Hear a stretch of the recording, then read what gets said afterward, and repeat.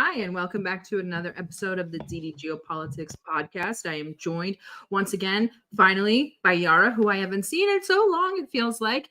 And our guest for today needs no introduction, a regular on the show, military analyst and retired Navy nuke, Mark Sleboda. How are you, Mark, from Moscow? Sarah, Yara, thanks for having me. It's always an honor and a pleasure to be on Double D Geopolitics. And Double D. Yeah, technically not retired. I did my 6 and got out. So well, I'm retired, so I win. I'm retired. You're retired. You did 20? No, I did 13, and I medically retired.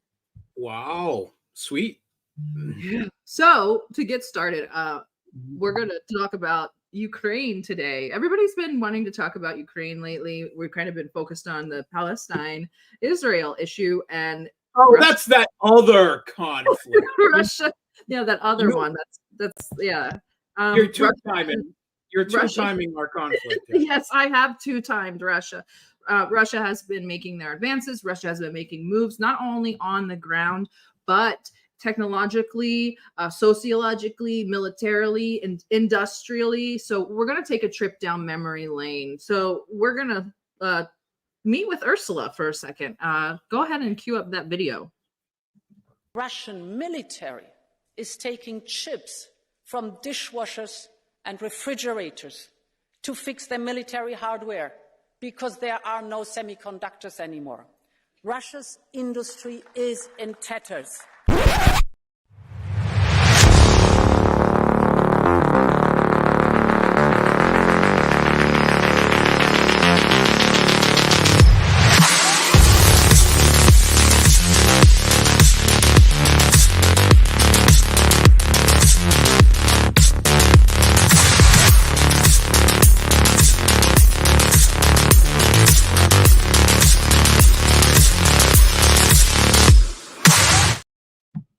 So, September 2022, we're discussing using chips from washing machines and dishwashers. Over the last year, Russia has made tremendous advancements in the field of military tech. We have AI-powered Lancets now, night vision FPV drones, which are kamikaze drones. Last year, I think Ukraine said Russia didn't even have night vision technology. They finished the Su-34 production almost a quarter early and began on the production for 2024. And they're sending what amounts to be an entire air force to Iran, just announced this week. You're an expert. According to you, how many dishwashers did Russian soldiers have to steal from Ukraine in order to support this enormous production pace, this grueling production pace, and this enormous undertaking that Russia has done over the last year or so? Hold on 1 second, Sarah. Lena, have you finished hand scrubbing my clothing yet in the bathroom? Oh, I'm sorry. You see, we don't have a washing machine because we took it apart to take the microchip out of it and to send it to our military because that's how desperate we are. So why don't we talk about these sort of advancements and how we're kind of always in denial about what Russia really can do from an industrial standpoint, from a technological standpoint, despite the isolation and despite the sanctions. Yeah. So there was an article out by the New York Times that kind of, I think, floored the entirety of the Western mainstream media establishment a few weeks ago. Well, actually, I guess it was already about a couple months ago. And the title of the New York Times article, they were talking about Russia not running out of missiles anytime soon. They're talking about Russia's increase in missile production, and they're talking across the board: cruise missiles, ballistic missiles, the calibers, the KH-101s, the Iskanders. They're talking across the board and saying that Russia's not going to run out of missiles anytime soon. But they went further than that. They talked about how Russia is now producing, in actually what is almost certainly an undercount, 200 new T-90 tanks a year. Actually, it's probably about double that right now. They didn't if they failed to mention that Russia is also upgrading about 600 to 800 at the start of the conflict. I'm sure it's more now. Older tanks to newer standards with all new night vision and optics and fire control and everything. And my go-to, the one that I have been quoting again and again on debates with international figures. We all know that Russia is Nigeria with snow, right? I mean, that's what we've been told in the Western mainstream media. Russia, which I guess is an insult to both countries from a U.S. supremacist, racist point of view. Anyway, but also Barack Obama, famous, who was Joe Biden served as his vice president, famously said of Russia that Russia produces nothing. This he said at a time when Russian cosmonauts were still ferrying his astronauts' ass up into space, right, on a regular basis. The amount of ignorance that the so-called Russian experts that the U.S. and European governments rely on is just, it's abysmal. I mean, it is the basis of so many ill-informed and disastrous foreign policy decisions regarding Russia. Their Russian experts are to a T, anti-Russian ideologues, like let's say Anne Applebaum, right, and just clone her a few hundred times, and you have please don't clone Anne Applebaum. Yeah, please don't go there. Anyway, you got the idea, right? They all have a historical or an ideological or just a career-wise axe to grind. And they make their life by putting down Russia. And so much of the US's bad decisions with regard to this conflict and everything that has led up to it has been the result of these bad experts. And one of the things they routinely, of course, talk down is the Russian economy, the Russian industry. And I have to admit, and I think Putin himself has admitted as much, the strength of the Russian economy, of Russian industry, has surprised everyone, right? Now, I did not expect the Russian economy to tank as a result of the West's existential economic war of sanctions. But when the war started, my wife and I actually made a emergency list of the things we would need to cut out of our, the excess things, because we were expecting hard times. We were expecting lean times, and we were preparing a contingency plan. That contingency plan has never been utilized because for the most Russians, it's like the effect that the Iraq war had on Americans. Is there a war going on or something in the background? I mean, in economic terms, that's the result. It has not affected the economy in any way, shape, or form, unless you were taking your vacations in Tuscany, and trolling around Europe and daily subsisted on imported Spanish ham or something like that, which is not me. So I hasn't had any real effect on us. And unless you are a serious wealthy patron of European luxury consumer goods, it hasn't had any effect. So the other big number that the New York Times tossed out in that article was artillery shell production. And this has been the bellwether of this conflict for good reason. This is, everyone agrees, a war of attrition. And wars of attrition, particularly this one, but most wars of attrition are fought primarily with artillery. And not only do you need the tubes, the howitzers, the artillery guns, but you need the artillery shells. And very, just over a year and a half into the conflict, the Kiev regime effectively ran out of the 152 millimeter shells that equipped their that were for their Soviet legacy artillery pieces, and they became completely reliant on 155 millimeter shells for NATO standard artillery pieces like the M777, the Polish Crab, and others that they have routinely got. So then the game becomes artillery shell production.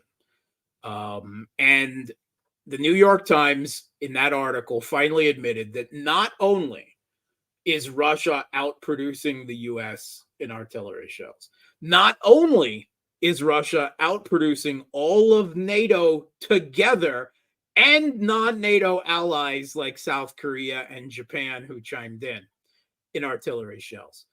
Russia is outproducing all of them in artillery shell production by 7 times. 7 times. Nigeria with snow. Have some. Right? That is a number that shocked even me. I know it shocked a lot of military analysts. I saw Michael Kaufman is probably the premier Western military analyst focusing on Russia and Ukraine and on this conflict, at least who is not in an active government position. Right. He talks mostly to the public. He's at the Center for Naval Analysis, the Center for New American Security. He's got a podcast now also at War on the Rocks. You can find him on Twitter. Anyway, he was passing around that article and he suddenly got very, very quiet and has been raising the issue about the desperate need of the West to get their shit together, sign long-term contracts, and start, entering the artillery shell production race for real, which they still haven't done because of the simple way their politics and their military-industrial complex is designed. It's not designed. Their military-industrial complex is not geared up for a land-centric war of attrition in Eurasia. For decades, first of all, it's a completely for-profit industry, and it has been geared towards a low-level counterinsurgency war across the Islamic world and high-end boondoggles like the F-35 and the Littoral Combat Ship. And non-sexy, non-profitable items like artillery shells and even air defense missiles and other items were relegated to, we promise we can produce those on demand, if there's ever demand for those things again. Surprise. That system actually doesn't work at all. All of NATO is being outproduced by Russia 7 times. The EU famously already promised the Kiev regime 1 million artillery shells within a year, and they didn't even produce a third of that amount. No. And that was actually what they drew from their own stocks, right? It's supposed to be the big initial contributor to that. So it's a joke. And now on top of this, the Western mainstream media has widely reported, and I believe these are very credible, considering the events that have happened, that North Korea is now contributing to Russia's war effort, just as South Korea is contributing to the West's proxy Ukrainian side, with artillery shells, likely with artillery tubes, rockets for multiple launch rocket systems, and likely some of their own multiple launch rocket systems as well. Possibly other things. They've talked about ballistic missiles and other things. But North Korea can produce a lot of artillery shells because they were also geared up to fight an artillery war against South Korea for decades. So that is now all, or at least a very considerable portion of it, is at Russian disposal. For as far as the public is concerned, all it cost is Kim Jong-un being allowed to run around Russia on a cosmodrome, to the Russian cosmodrome at Vostochny and a few other areas. It seemed for a while that he didn't want to go home, that he was just going to run around checking out ecological centers and museums and everything else in Russia. But Russia warned South Korea, if you enter into this conflict in this way, you will regret it. Well, the South Korean government, first, they shipped 300,000 artillery shells that the U.S. had in a secret cache in South Korea. They had an identical one in Israel that was there to be drawn on by either country in the event of emergency. And last year, the U.S. Sent these two secret caches in South Korea and Israel to the Kiev regime. And on top of that, South Korea started sending artillery shells of their own stock to the U.S., which then immediately passed them on to the Kiev regime. And all of this is gone already, right? That's all smoke and dust. Russia is, now in heavy industrial gear producing all of these things. And it's not just, industrial capacity. Let's talk manpower, because the Kiev regime, we all know, is in desperate need of manpower now. They have their mobilization, I hate that euphemism, mass forced conscription campaign over the last several months has not netted 20% of what it was supposed to, right? Because people don't want to fight for this regime. They are fleeing it in droves, bribing their way across the border, whatever it takes, to get out of range of the press gangs that troll over. And they have already reduced limitations that prevent you from being conscripted. Physical disabilities, chronic diseases like AIDS, tuberculosis. Nope, that doesn't get you out anymore. Nope, you're in. And they have begun a big military recruitment campaign with commercials trying to get women to join, right? They've already conscripted women, right, with any type of medical background whatsoever. Ever worked in a pharmacy, right? Dentist, much less a nurse or a doctor. Those have already been long conscripted. But now they are and women have served in roles like snipers and tank drivers and I'm sorry, not tank drivers, usually truck drivers and so forth. But now they're running commercials in the Ukraine to try to get women to join in combat roles. And it is widely suspected that after the staggering casualties they took this summer, that the Kiev regime is launching a total mobilization campaign in the next week. And it is widely suspected, although it hasn't been mentioned yet, that they will be conscripting a number of women, that they will be reducing the lower age to 17 and raising the high age to 70.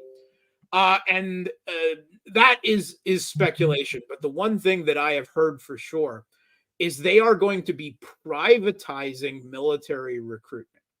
So there will be no more revenge acts, as has become common against these press gangs. That's why they wear their masks and run around.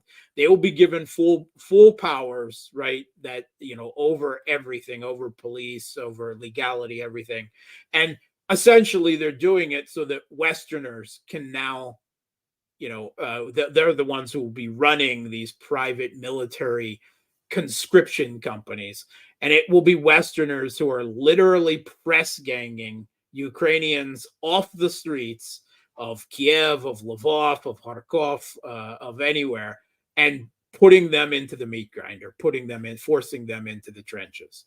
I mean, I have not heard of one single industry in any country, be it the UK, Russia, the US, that privatization hasn't completely fucked that system over.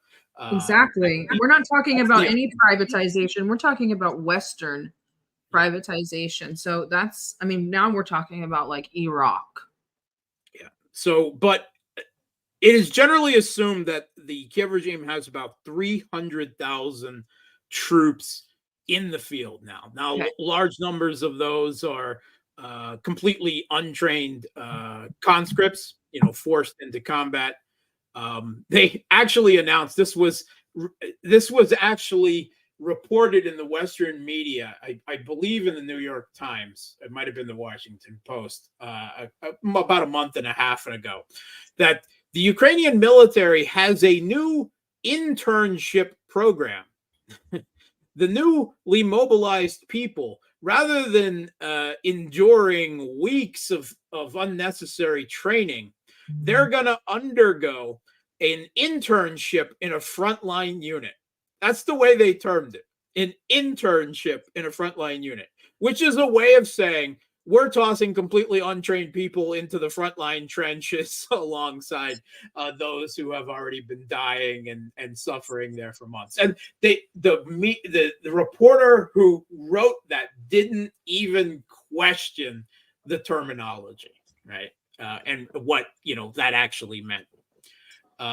So that's ongoing.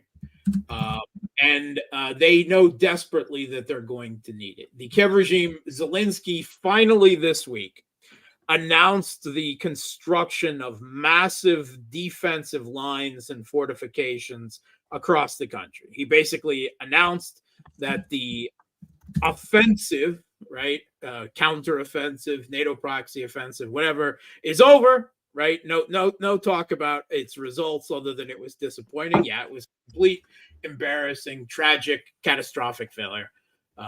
And now they need to go on the defensive, which is what they should have done before they launched this offensive. But now they're doing it rather late in the game. But it is the first smart thing we have heard out of this regime, military-wise, in, I don't know. Yeah, let's talk about that, because in September of this year, September 2022, Zelensky promised me that he would have a successful counteroffensive, liberate Bakhmut, and give me 2 more cities that 3 cities. Where's those 3 cities? Name. So we're now in December. He has admitted that the counteroffensive has failed. NATO has admitted that the counteroffensive has failed. And we've got, you, like you said, he said they need to dig in and start building fortifications, which is like 3 months too late. And then I'm watching the Russian army raise the Soviet banner of victory over the city of Marinka, and I'm hearing that Avdeevka is completely encircled. Are these I'm going to actually stop you there and say over the ruins and rubble of Marinka. There is no city left. There's nothing left. No, not at all. Not at all. But are those the 2 cities that Zelensky has promised me, at Marinka and Avdeevka? I think they managed to still hold on to a few basements in the hamlet of Krinky. Does that count? They have some basements. I think they've still got a few basements in Krinky, right? Oh. I mean, what happens? Like, what happens now? So we have Bakhmut. Bakhmut's finished. They're west of Bakhmut. Yeah. Like that's a done deal. Russia is back. At the very least, Klishevka and Andreevka, these sole accomplishments, these 2 villages that they managed to take in 8 months of offensive. Yeah. They're already driven out. They're at the very least gray zoned. If Russia doesn't have control, it's only because there's nothing left standing there to physically occupy. But they've been driven out of those. And a similar phenomenon is going on in other places, a little bit slower than that, but it's also happening in Pyatyhatki, right? There's no more Ukrainian forces in the 5-hut village. Robotna is once again a battle zone. Russia's advancing, taking back positions in the Removsky salient. That the entire meager little gains of that counteroffensive in Russia's screening zone are already being erased. Well, what happens with Avdeevka and operational encirclement once Avdeevka falls? Yeah. And we go to Kramatorsk, and then that's really it? Is that the end? Are we seeing the liberation of Donbass, and how much longer? So the Kiev regime is erecting a new defensive line to the rear of Avdeevka.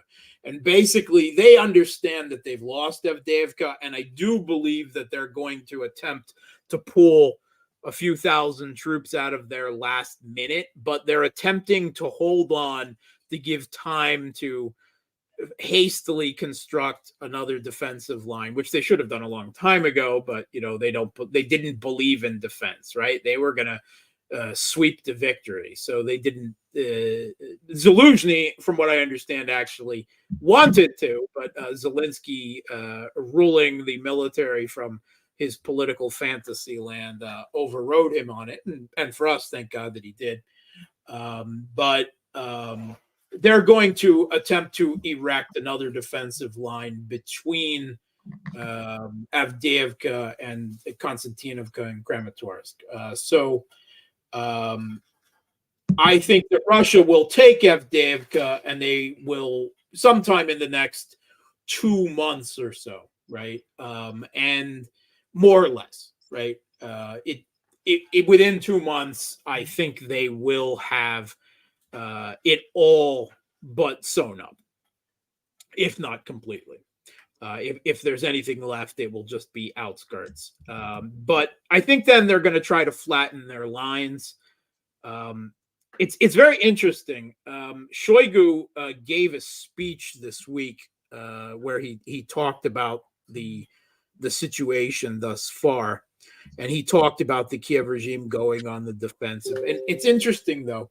He referred to what Russia is doing now and plans to do probably for months ahead as active defense and improving their tactical position. This, as far as they're concerned in Avdeevka, is not a real offensive, right? Just like Bakhmut wasn't a real offensive. This is them improving their defensive position. If you read into his speech, it became clear that Russia is actually gearing up for a major offensive, right? I wanted to ask that because there were differing opinions about yesterday's events in Marinka. A few people said, great, this is kind of like we're going to take our operational winter pause. And then I think it was Andrei Martyanov said the opposite. He was like, no. This is like a preparation for another large offensive. So I want to hear more details about what you think is going to happen. I think that Russia. So if you take a look at how many Russian troops has, right? We talked about the Ukrainian manpower and how badly they are. A paltry 300,000, a lot of them untrained, and resorting to desperate measures on conscription. Russia is very close to, right now, they're probably just over 1 million man army dedicated just to the SMO, and rapidly moving on a 1.5 million man army that Putin mentioned would be necessary for, serious offensive actions, in the direction of Kiev. If you take up the 150,000 initial force that Russia went into the SMO with, right? Yes, they've taken casualties since then, but they've gotten, replacements for these, right? There was 40 to 50,000 from DNR and LNR that were there, obviously fighting for 10 years. While Putin was fucking around with the Minsk agreements, being led around like a show pony by Merkel and Holland. Sorry, that's what it was. He has admitted that it was a mistake that he did not go in 2014, which I said at the time. But better late than never, I guess. But this war could have been fought in West Ukraine instead of East Ukraine. So I wanted to zoom into that, Mark. So as we know, President Zelensky's election campaign did center on promising to resolve the conflict in eastern Ukraine, all these promises to resolve it peacefully, to tackle corruption within the Ukraine, and now we're stuck under this kind of almost dictatorship of sorts. In Ukraine won't even have elections. Yeah, not almost. Dictatorship, yeah. Dictatorship, yeah. So Zelensky said there will be no elections during the war, right? So how did we get from then to now? And what are the specific challenges within Ukraine's domestic and international landscape that led Zelensky to kind of pivot from his initial stance of conflict resolution to then making immediate demands for NATO membership? Yeah. We don't know. It would be a large... I don't believe that the Zelensky who won the election is necessarily the Zelensky that we have today. I think that he discovered rather quickly what the regime that he inherited, right, from Poroshenko was, what it was based on, what its foundations were, i.e. the far right, the Banderite fascist battalions, and that's what he was dealing with in the Rada as well. In the security services and so forth. And after some initial attempts at least paying some lip service to the Minsk Accords, I think he very quickly internalized all of this, right? I don't believe that Zelensky was a Banderite fascist. But I think he has completely come to accept that is the regime he has inherited, and he has internalized that, and he has led us on since. Right. Zelensky has, there were in Ukraine now, they banned 16 opposition parties, including, of course, all the parties that really represent the views, the voices of the people of East Ukraine. Right. The original Party of Regions was lustrated. And when the new opposition bloc started to outpoll servant of the Zelensky, servant of the people in the polls, boom. Its leader Medvedchuk was charged with treason, and it wasn't too long after that the party was completely banned, along with, it must be said, every other real opposition party. Right, anything that is not a Maidan party in the country or completely inconsequential has been banned, and the leaders of the three largest opposition parties were charged with treason. Right, Medvedchuk, but even Poroshenko, which is his European Solidarity Party was the Maidan party, right? And it's certainly geopolitically aligned, but there's petty political, domestic political differences about which are the ruling elite of the Maidan, and that's why he has acted against Poroshenko and charged him with treason, and the West kind of forced them to put that to the side. Quietly, but there is no democracy in Ukraine. Let's be perfectly clear about that. There is no normal internal political process. What we have right now is factions within the Maidan who, as things have gotten increasingly desperate and the blame game has begun in earnest, are now fighting amongst themselves. Right? You have, at the very least, you have the political establishment of the regime led by Zelensky, and you have the military establishment of the regime led by the top general Zaluzhny. And even the New York Times has called it an open rift, right? They're in open conflict with each other. The U.S. has been giving lots of signals, including trying to push Zelensky to hold elections, that it wanted to switch. It had lost confidence in Zelensky for overruling his own generals and making military decisions based on diluted political visions. But also, more importantly, he was ignoring the marching instructions from the NATO planners for the Southern Offensive. And that's what really did it. They would like there to be elections in Ukraine next year, despite the conflict, despite the Ukrainian constitution that says you shouldn't have elections in a time of martial law and war. And it's kind of ridiculous. I mean, first of all, you don't control 20% of your own country. Second of all, you've banned every real opposition party anyway, and silenced all critical media and taken all media under a unified information policy and conducted a pogrom against the largest church in the country. You know, why bother with elections? For show. And the U.S., I believe, wanted to switch horses to Zaluzhny. They wanted to do it in a way that wasn't quite so obvious as another U.S.-backed putsch in the country or coup so soon after the last one in 2000. And I want to talk about that because last year at this time, Zaluzhny and Zelensky were probably doing rails at the company Christmas party. And this year, we saw the cracks begin to show a while back if people were watching, but it became pretty obvious to the public when Zelensky was still under the influence that the counteroffensive might succeed. And Zaluzhny wrote that really weird op-ed. I think it was in The Economist. And I need sci-fi weapons to win this conflict. And then things escalated recently when Zelensky's camp tried to, or when they dismissed the leadership of this special forces in the military. And then it finally comes to a head even more recently when a member of Zelensky's party publicly called for Zaluzhny to resign. So are we just trying to get ahead of the curve here? Because we know that the West sort of prefers Zaluzhny at this point. Yeah. Or what kind of leader is Zaluzhny? Is this a military coup? What do we think is going to happen? Like, I'm not really sure. I see Zelensky as like Hitler in the bunker vibes, last leg, especially that time article that was kind of crazy.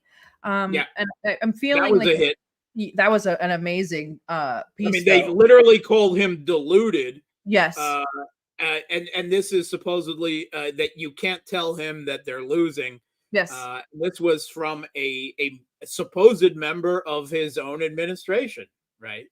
An official, it said, a political official, not a military official. So that's all very interesting. There's been a lot of very interesting articles in the Western mainstream media. And it's quite obvious that the editors of the Western mainstream media have gotten the signals from the White House that Zelensky is now fair game. Right. That the shield of false Churchillian heroism that was cast over Zelensky has been removed. And there have been a slew of articles about that. In this rift, obviously the Zelensky admin and a lot of people named Yermak, his gray cardinal chief of staff, a lot of people say he's really the leader of the political arm of the regime, not Zelensky. But anyway, that they initiated several things already months ago that they caught wind of this, and they were acting to preserve their power and prevent the U.S. from switching horses to Zaluzhny. And partly also, of course, to tar his image with the Ukrainian public, which, is part of the same thing.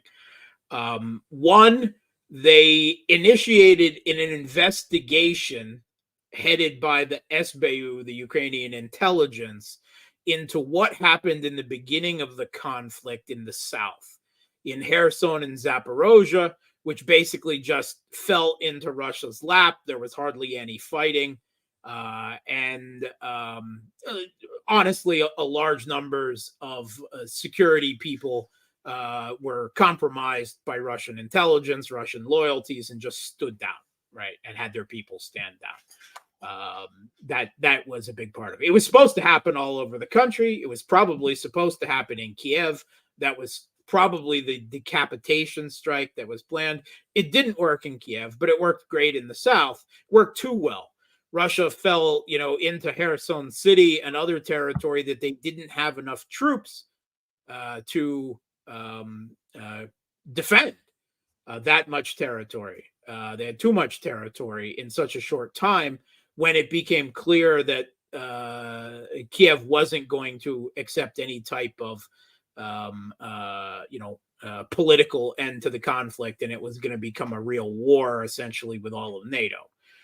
That's why Russia was forced to withdraw from Kherson City and from Kharkov and concentrate on core areas while they then built up the mobilization force, and the mass military contract soldier recruitment campaign was launched that has proved so incredibly effective, and so forth.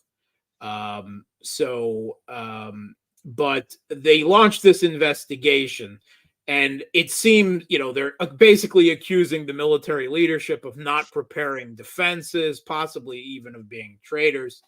And it's obviously designed to end with the finger pointed at Zaluzhny. Everybody sees this. It's routinely talked about in the Ukrainian social media channels and media, such as it is. It's hilarious that it is the SBU conducting this investigation, because actually the most number of anyone, the open people who at that time stood down and defected to Russia within the Kiev regime, military and security services in the south there, it was mostly the SBU. Their own top guy, in Kherson they got his family out of the country, and I don't know whether he's living in Belarus or Russia now or where, but him and his family were gotten out, right? So it's hilarious that it's the SBU conducting this investigation, because they should be investigated more than anyone on what actually happened there. But the other thing that they've launched is, when there was this big media circus that was developed over the military recruiters, the conscription, the press gangs, the commissars, the recruitment commissars, as they are called, how corrupt they were and how much money they were taking to get people out and everything. And if you'll remember, Zelensky fired them all. Right, all of the commissars are gone, which has actually led to part of the horrible recruitment problems they had. But then he charged Zelensky with naming their replacements. So that is obviously a poison pill.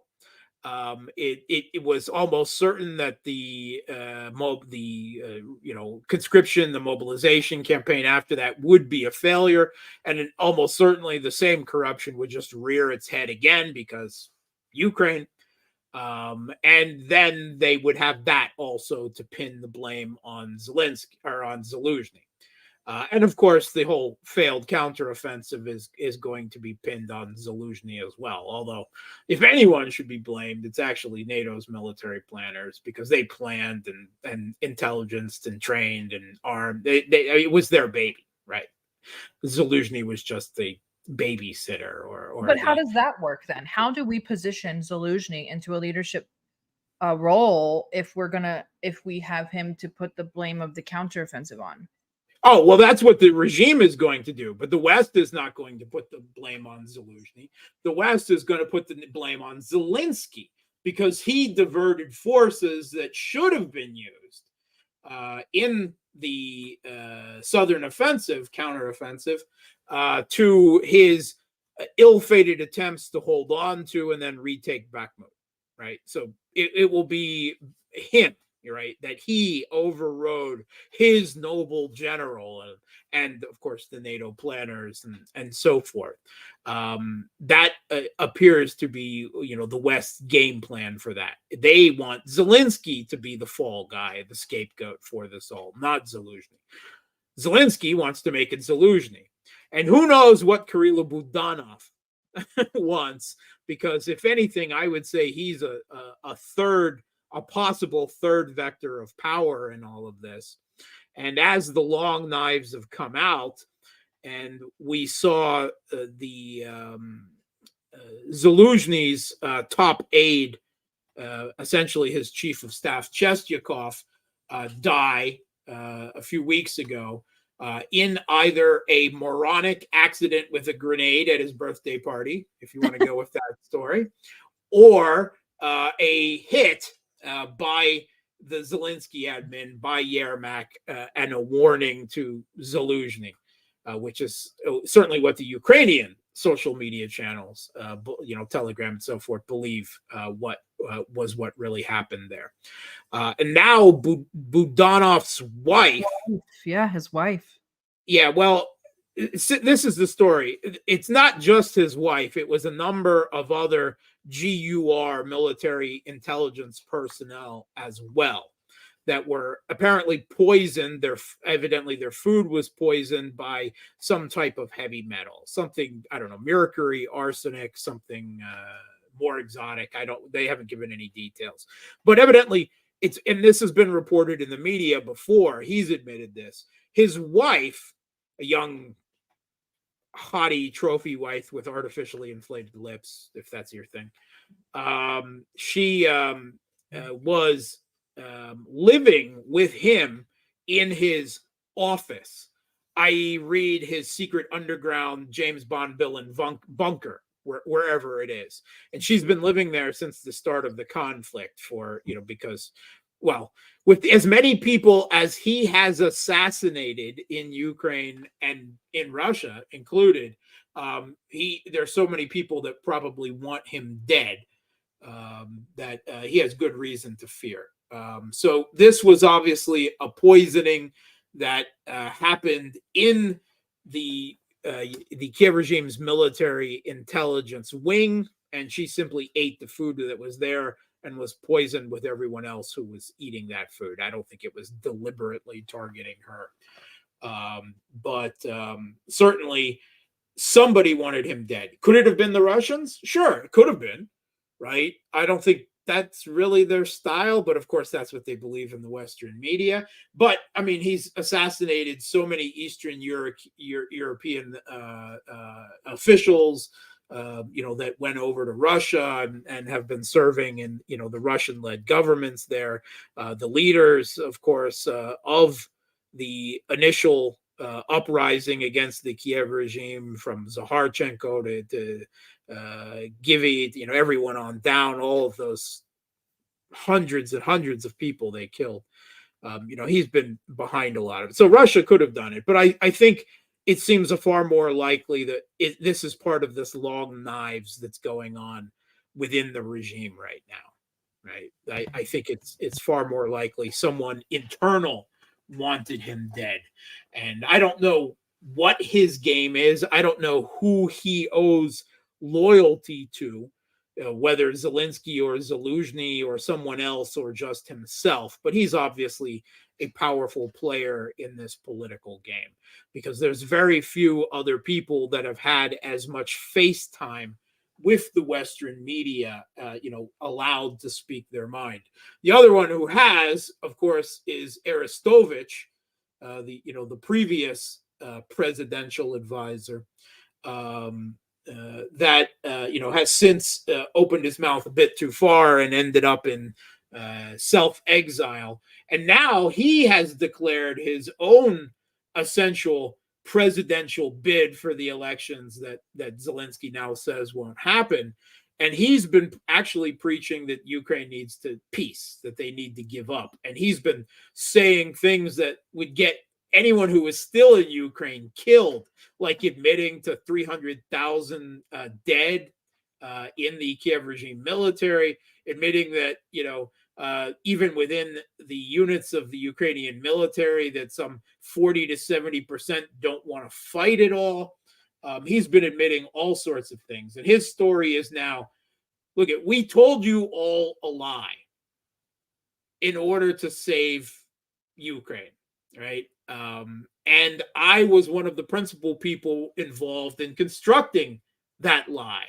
But now I'm telling you the truth to save Ukraine, right? So that's a rather interesting little game that Snake is playing there. But if anything else, I think Arestovich is one of the most entertaining and probably intelligent figures that the regime has had, right? He's obviously not a part of it now, but I strongly suggest I remember seeing an interview with him back on Ukrainian TV in 2016, and he predicted exactly the Russian intervention and how it would occur and where it would occur years ago. That video is still out on YouTube. I always pay attention to what he says, even with the understanding that a lot of it is and always has been intentional lies. You can get some interesting nuggets of real information out of him, and now more so than ever. So that's another political game or player that is emerging that appears unconnected with anyone else, at least at the moment. But this conflict between Zelensky and Zaluzhny is going to come to a head. Zelensky has been touring around the country, visiting the front lines in the last couple of days, meeting with all the top generals, having a top military council to go over what happened with the offensive and the construction of the defenses from now on. And who was not there? Zaluzhny. And it's quite obvious that Zelensky is going to attempt to fire him or completely sideline him at the very least sometime in the very near future. And that could get politically explosive in a situation where we thought politics was completely dead in the regime, right? It's not politics as we know it. It's different heads of the beast. And for anyone who thinks that Zaluzhny is a better figure than Zelensky, you're sadly mistaken. Zaluzhny is an actual Banderite fascist ideologue, right? The videos out there, the articles, there was an article in the World Socialist website. Zaluzhny, in his own office, and the pictures that he took, photos and selfies and stuff there, he has 2 busts of Bandera, right? Not just one, because one bust of Stepan Bandera is not enough for Zaluzhny. And he also has one of Shukovich as well. And he has the big red and black banner over his wall that he was taking pictures in. And if you'll remember at the beginning of the year, when the Ukrainian parliament tweeted out the new, the national holiday of Bandera's birthday on January 1st, they tweeted out a picture that was obviously provided them by Zaluzhny of Zaluzhny taking a selfie in front of a portrait of Stepan Bandera. The guy is a real Banderite fascist, not someone like Zelensky, someone of Jewish descent who was a comedian who internalized all of this and fell into this because of Kolomoisky and his stupid TV show. No. Zaluzhny is the real deal. He is a real hardcore Banderite son of a bitch, bastard, right? So don't expect Zaluzhny to be any kind of gift if he ends out on top of this power struggle, which right now he doesn't seem to be doing too well, but we'll see how it goes. Yeah, there we go. There it is. Zaluzhny and Bandera. I posted that up. That's a glamour shot. That's not even. Yeah. Try to apologize that one away, Western media. Try to tell us again how Zaluzhny is Churchill, right? Okay. Well, Mark, to be fair, Churchill was a racist bastard of his own accord, right? But speaking of Churchill in Britain, let's talk about Nordstream. Yeah, I wanted to jump in and talk about Nord Stream real quick. Obviously, we know the Nord Stream 2 pipeline is a contentious issue, and it directly affects the energy dynamics between Russia and Europe.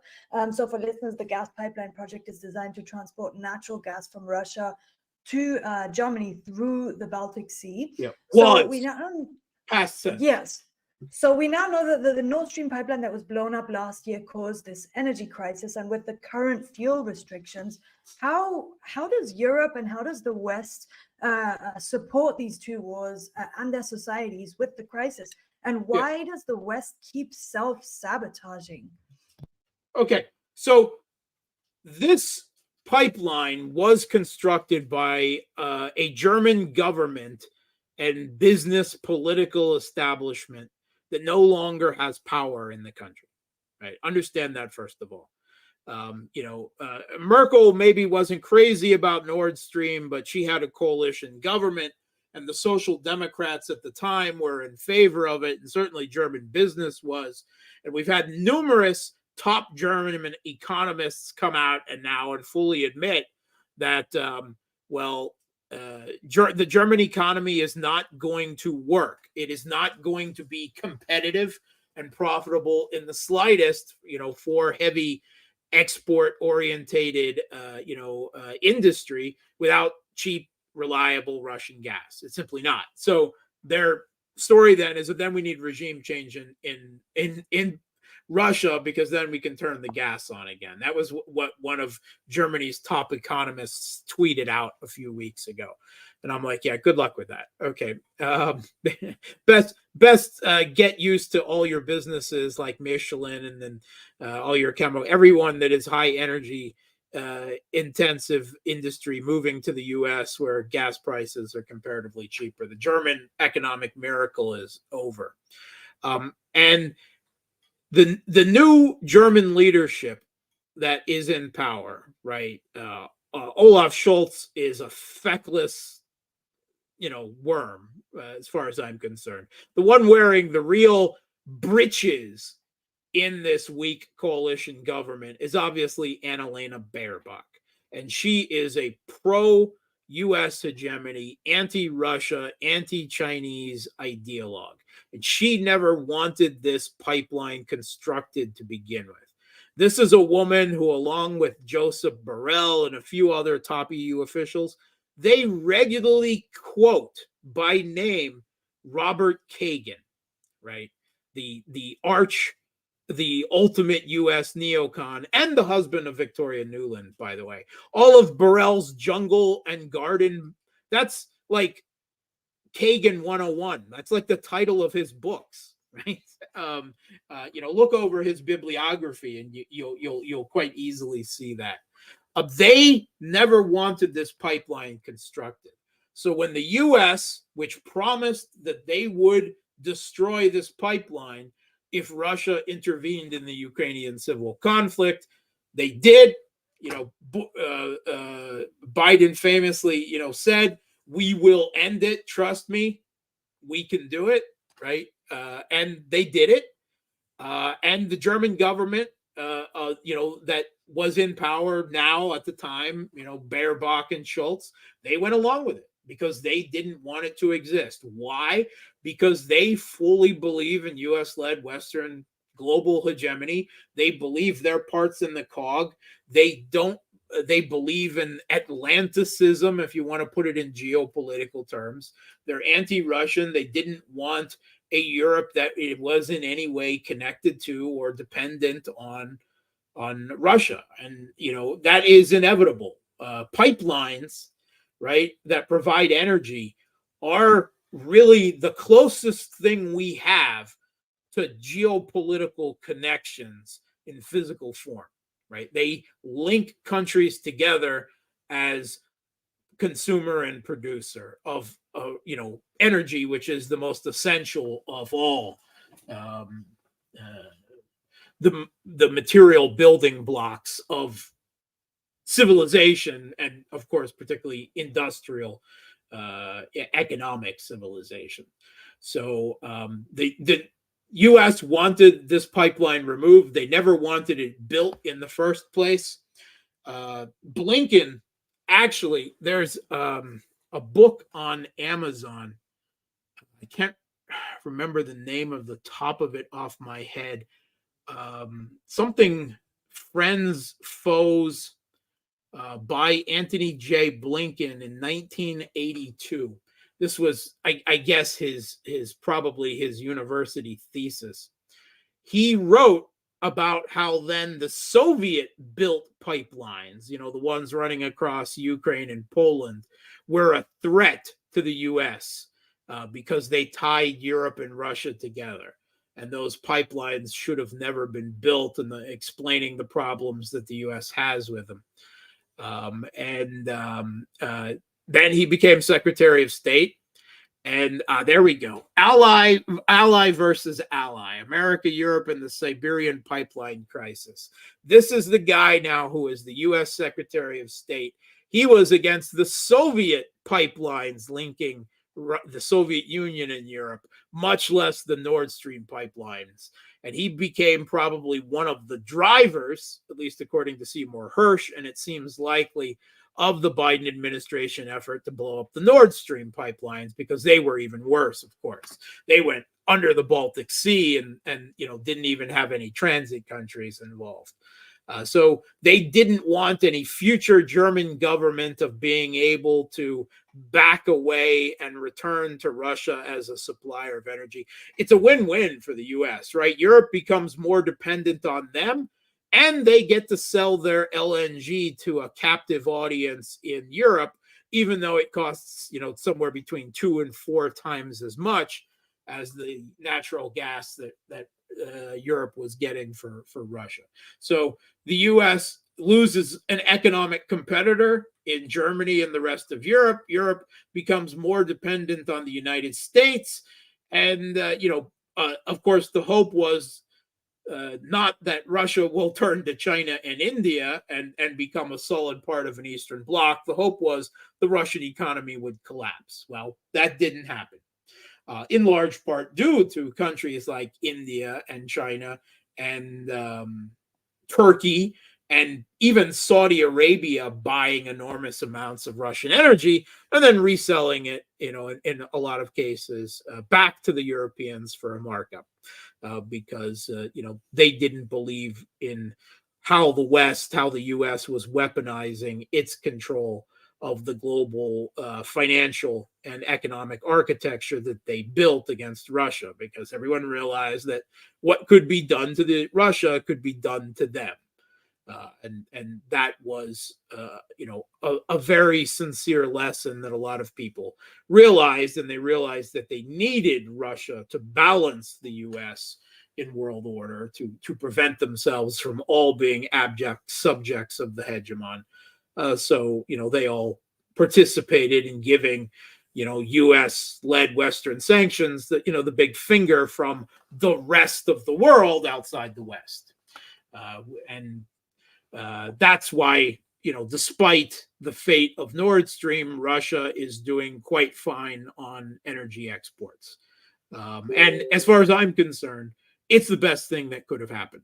I'm all for, the Russian government keeps pointing out that these Western sanctions are not going away anytime soon, even if the conflict ended. Of course not. It's become political. Jackson Vanik sanctions, they outlived the Soviet Union by decades, right? That were completely pointless. So these sanctions aren't going to go anywhere. This is the great economic and social decoupling between Russia and the West, and in many ways between the West and the rest, as increasingly becoming evident. And I fully support Russia's economic decoupling from the West, financial decoupling, everything, because now they can no longer hold that leverage, that blackmail over Russia. Russia, other than, even more so in some ways than China, is the country with the most real sovereignty from U.S. hegemony today. China is still locked in a frenemy, tight economic relationship with the U.S., where they need the U.S. as their primary consumer of their manufactured goods. But Russia Russia has very little to no economic exposure to the U.S. anymore. Their economy is growing, even cut off from SWIFT and the entire Western, economic system. So that's the best thing that could have happened. Well, speaking of wars, weapons, misery, China, Russia, and wanting people to die, this week we unfortunately lost Henry Kissinger. I use the term unfortunately very loosely here, but I do think that it's ironic because we're in the midst of World War III, and also I'm kind of sad that this asshole isn't going to be able to watch this world order that he built at the behest of millions of lives absolutely crash around him. It's kind of ironic to me because Kissinger's kind of responsible for building up United States relationship with China, at the at the detriment of a relationship with the Soviet Union. And now as Yeah. Kissinger dies, the Russian and Chinese relationship is getting stronger than ever. Yeah. And the United States is kind of out of the loop. Yeah. So, yeah, I mean, the 3 or 4 million people that, those who have written books about Kissinger, from Yale and so forth, have, attributed as responsible his policies, Chile, Argentina, Cambodia, Laos, Indonesia, all these millions, 3 to 4 million that, researchers believe that can be laid properly at Kissinger's feet. But that aside, right? If you want to lay all moral considerations aside, I don't have much human morality left in me at this point. I got to be perfectly honest. You don't have to have any morality on this show. It's totally. I share something with Kissinger in that we're both realists, and Kissinger was a realist, and I think he died severely regretting what the U.S. foreign policy elite, the blob, the deep state, depending on how you want to term them, has become. Because realists have been completely locked out of, power in the U.S. foreign policy for a couple of decades now. And where their policy has taken them in pursuit of hegemony, realists like Kissinger very much regret what has happened, right? He was making all kinds of statements about how NATO, originally at least, how in the last few years, about how the U.S. shouldn't attempt to bring Ukraine into NATO, and even, should find some common cause with China in the common day. He regretted the ideological U.S. exceptionalist / supremacist liberal foreign policy elite, exemplified by Blinken and Sullivan, that the U.S. foreign policy has become. I think he died very much regretting, where the current U.S. and decades now of U.S. government has been. Kissinger did not. I hope he was miserable when he died. I'm pretty sure he probably was. Yeah, definitely running in hell. That's for sure. God, we're horrible. The Kissinger did not invent the Sino-Soviet split in the Cold War, right? There were whole other factors, but he widened it. He exploited it for U.S. geopolitical purposes. The whole détente, well, first of all, the opening of China, right, credited to Nixon. It was really Kissinger who was pushing it, right? And then the détente with Russia, while that was basically a poison handshake there. This was all engineered by Kissinger. And if there is one single thing that caused the Soviet Union to lose the Cold War, and there wasn't one single thing, right? Let's be honest. But if there was one single thing, it would be the Sino-Soviet split. And you can't overestimate the effect that that had on the course of geopolitical events. So that was Kissinger's great geopolitical success story, his grand strategy that worked out. And he said at the time, and this is quoted in the Western mainstream media, he said, "We sided with China against the Soviet Union now." I think he actually said Russia at the time. I don't even think he said the Soviet Union. But in 20 years, we'll have to do the opposite, and we'll have to ally with Russia against China. Of course, that never happened. And instead, people like Blinken, who run U.S. foreign policy today, who are not realists, who are, liberal hegemonists, if you want to call them that, they're just exceptionalist supremacists. They don't believe in the realist balance of power.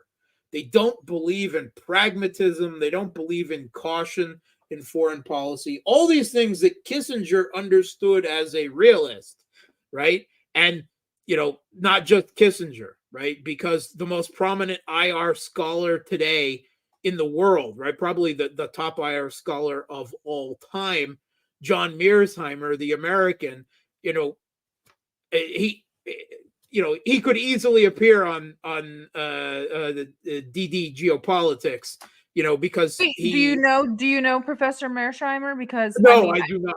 I don't personally know him. I met him once email at me. the LSE, but I was just a student at the time in the audience. But watch any of his videos, right, for the last 6 months, and you'll see exactly how, he is completely against this whole thing. And he has said from the beginning how Russia would win.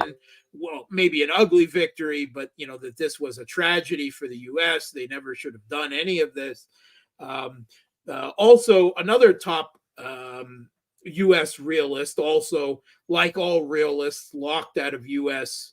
foreign policy power, Stephen Walt, who was head of political science at Harvard. He occasionally writes in foreign policy. He's another sane person who has realized a lot of the mistakes that have led to this. And the reason is these people are realists, right? They have a view, a understanding of international relations and the actions of states that is based on the real world, not ideological assumptions like liberalism or, exceptionalism as the extreme end of that, and so forth. And that's why in the last few years, Kissinger, this great war criminal, this great monster dinosaur of the Cold War, has even seemed a bit sane and rational compared to the U.S. foreign policy ruling elite of today. And that's because they, the realists like Kissinger, like many others like him, are completely out of the way that the U.S., its foreign policy, its elite, its blob formulates their actions in terms of both theory and practice in international relations. So I think Kissinger, for all his many, many faults, and there was an excellent article in Rolling Stone of all places. I talked about it on Critical Hour the other night. Definitely check that article out on Kissinger, his legacy.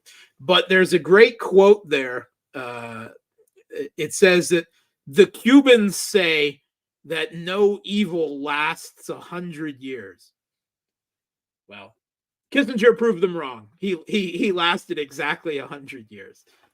But that all said and done, right? There's the morality side of it, and then there is the grand strategist, realist side of it. And I very much believe, Kissinger was a smart, cunning, thuggish U.S. geopolitical bastard who had his hands in winning the Cold War and bringing to the U.S. to the height of its global power, only to see the U.S. embrace a new foreign policy elite with completely different hegemonic ideas that Kissinger very much came to regret, which is kind of a tragedy, a comedy, depending on how you want to look at it.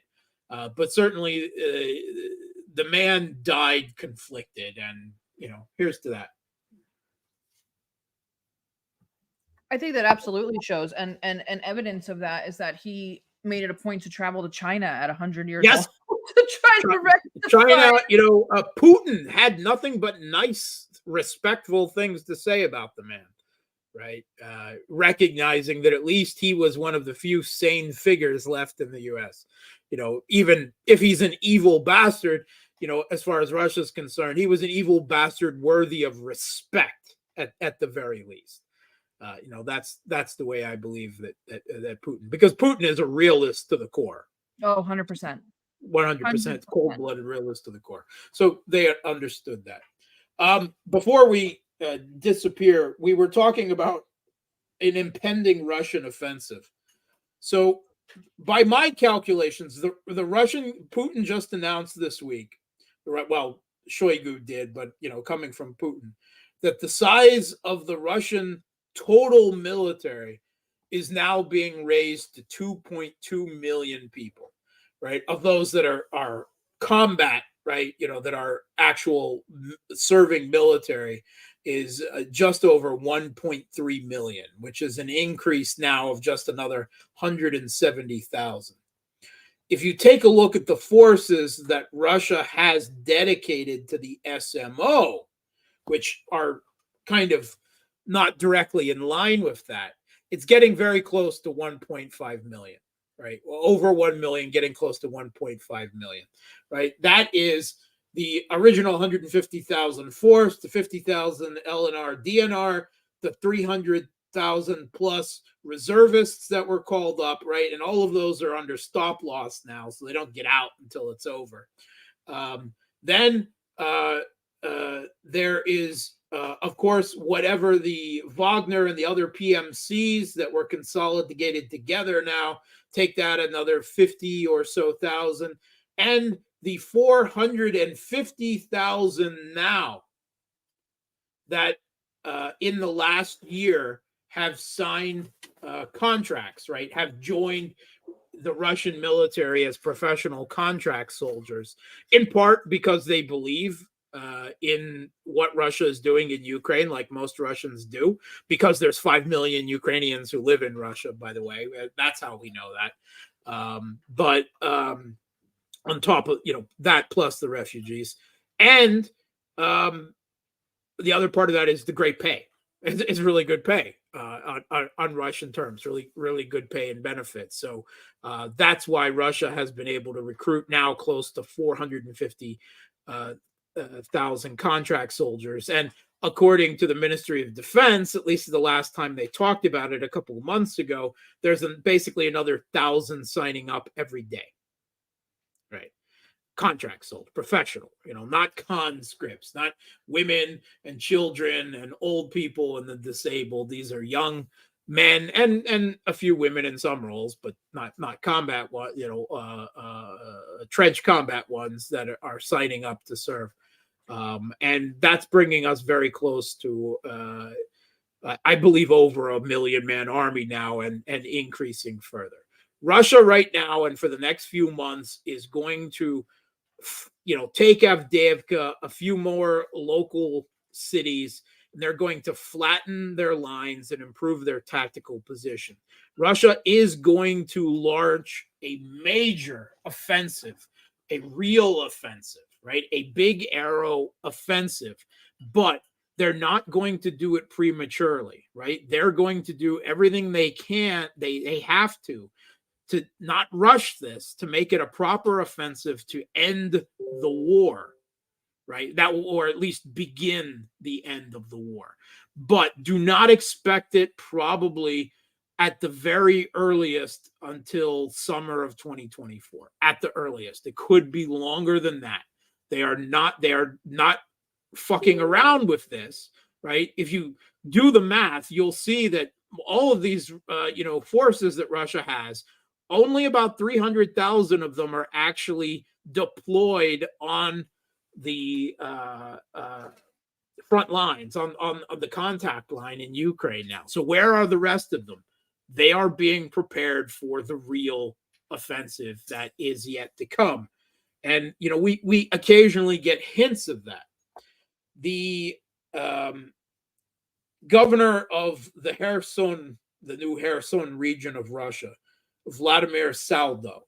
And Saldo is an interesting figure. He was a lifelong politician from Kherson, right? He has been mayor of Kherson City before. He has been a Rada representative from the Kherson region multiple times.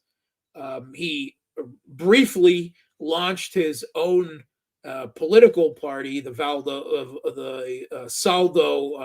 Vladimir Saldo bloc, which was, anti-Maidan before it was, banned along with all the rest of the opposition parties. And when Russia went in, of course, he went right over, and Russia has now made him the governor of Kherson, which is a good choice because he's been popularly elected by the people of Kherson again and again and again.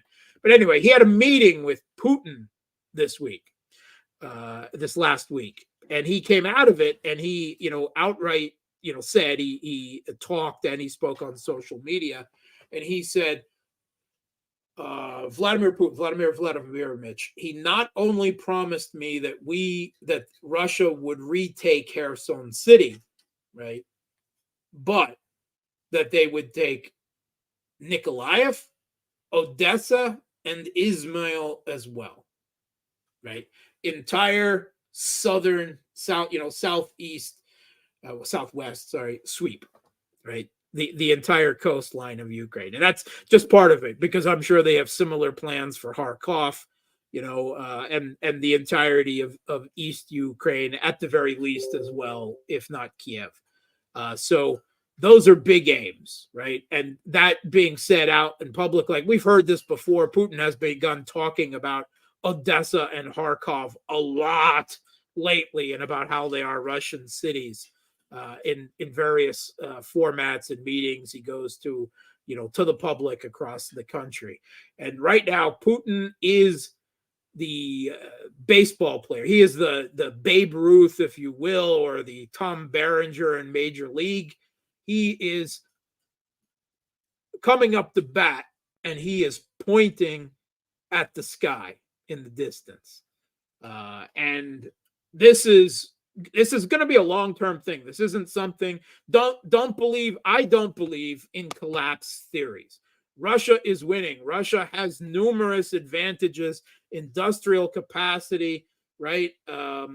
Manpower, artillery. I mean, you can air power, electronic warfare. You can go down the list. Russia has all of these advantages, but because of the nature of the conflict of war the way it is today, and that all of NATO is backing the Kiev regime, even if that support becomes less in military and financial terms over times, it doesn't mean that Russia's just gonna roll over and someday the Kiev regime military is just going to give up and say, all right, you've beaten us enough, we give up. I don't believe in collapse scenarios, right? The Russian government believed in an economic collapse scenario for the Kiev regime from 2014 to 2022, right? It never happened.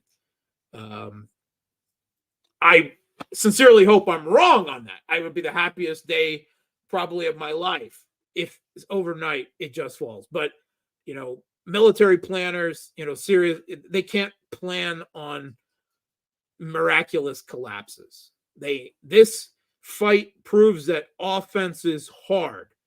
And even when Russia has all these advantages and they eke out a victory, it is still a hard fought, bloody, costly victory. And now the Kiev regime is doing the smart thing, and they're building defenses all over the country, right? They've begun the process.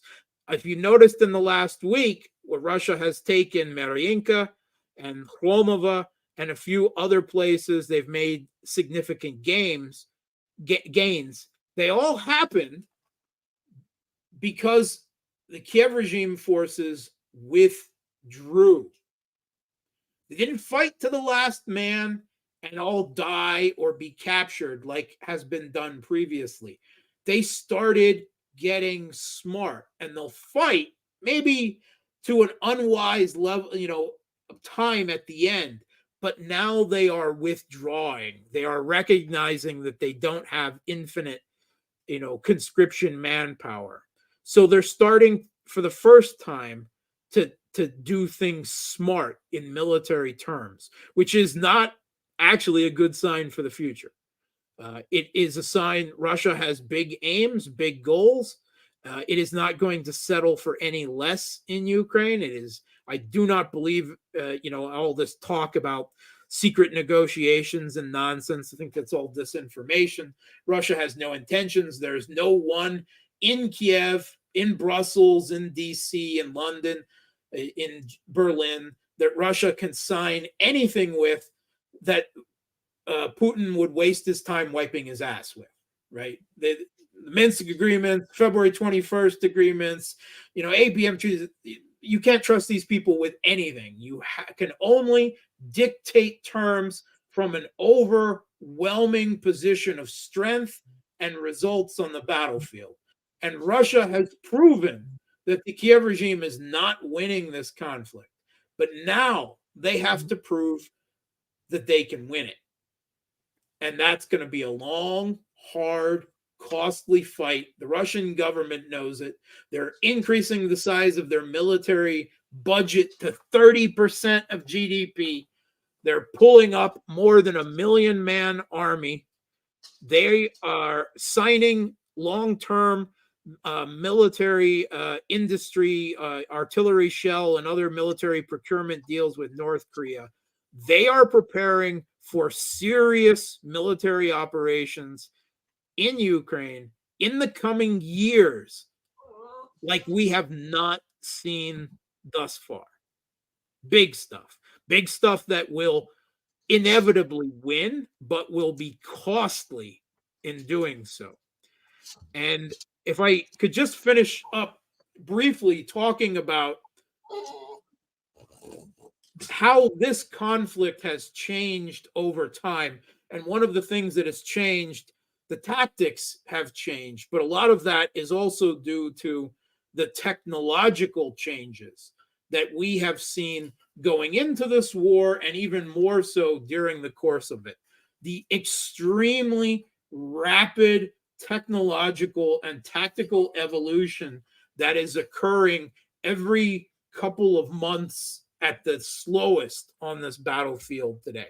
This war, I believe, has one foot in the wars of the big wars of the last century, and another foot firmly in what we would probably call future war or sci-fi war, except that war is now, right?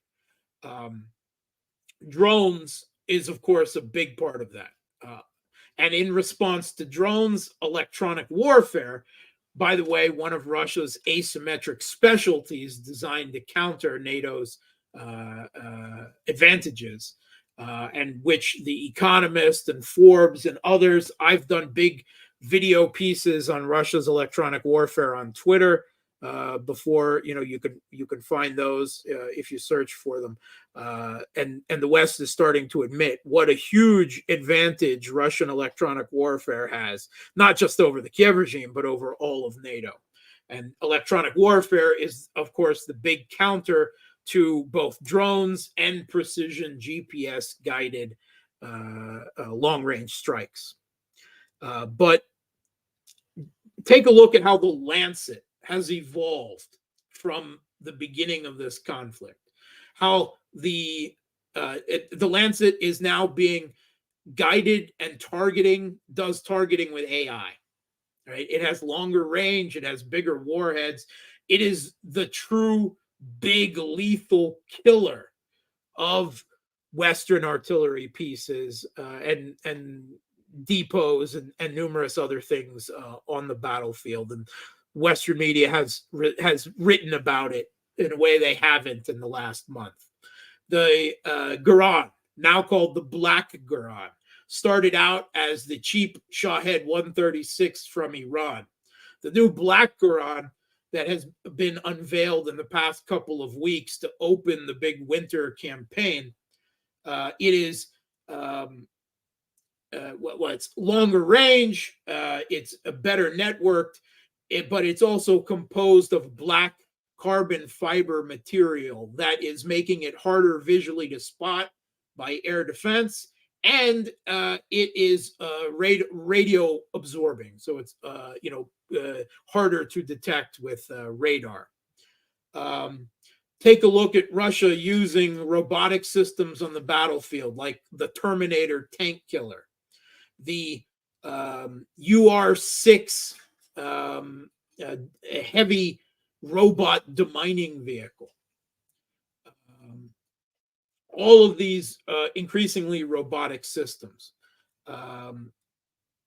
Russia has also deployed a new version of the improved version of the R-37M Vimpel air-to-air missile, as well as a new air defense missile fired from the S-400s that in the past 6 weeks, the combination of the two of them has wiped out 40 Ukrainian, it's close to 40 Ukrainian aircraft. 40. I didn't even know they had that many left, to be honest. Certainly not much more than that. That's why there's such a hot push very suddenly on the F-16s. And if they can't get any birds in the air, they can't fire off any Storm Shadows, because those are air-launched cruise missiles, which is why you're not hearing anything about them anymore. So all of these advances that are occurring, big electronic warfare advances, but the Kiev regime is also getting innovative. And because of the severe artillery shell hunger that they are experiencing now, because first of all, they weren't getting enough shells from the West to begin with because of that production problem, but also what the West is getting now, the majority of those shells are going to Israel. So to a large extent, Western howitzer guns across the battle lines have started to go quiet. The Kiev regime is now doing the job of artillery prep with FPV drones, right? Russia is out producing them in FPV drones, out using them on the battlefield, but it doesn't mean they're not getting their hits in with them, right?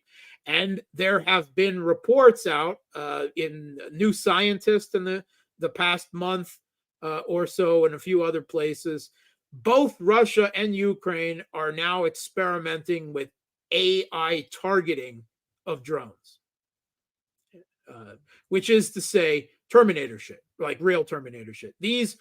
Both sides are starting to use what you could call AKVs, autonomous kill vehicles, right?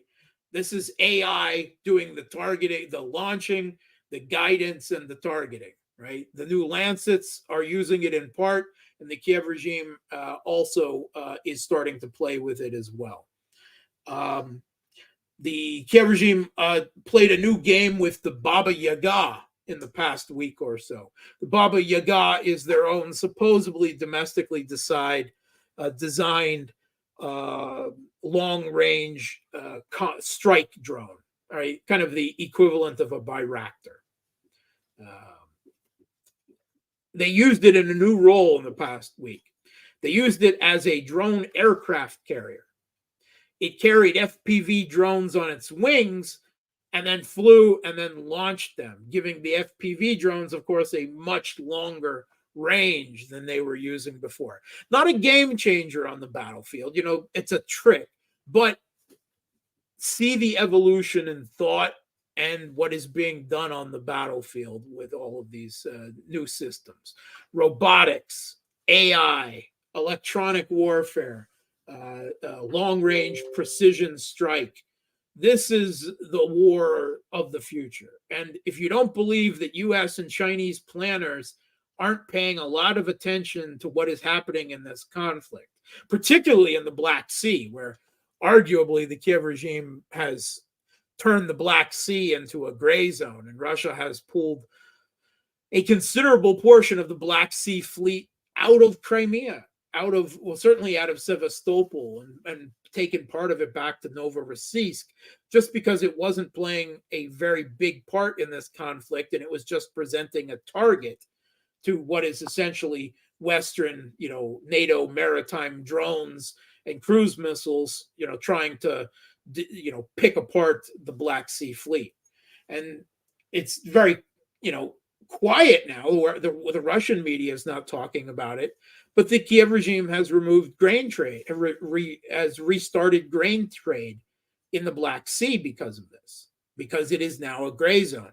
They're able to move their grain ships in and out, which of course means they're also moving military supplies in on those same ships that will go out carrying grain.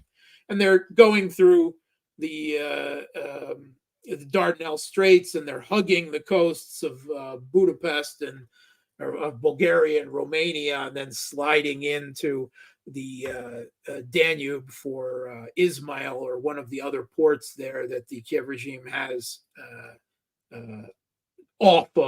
directly off of the Black Sea.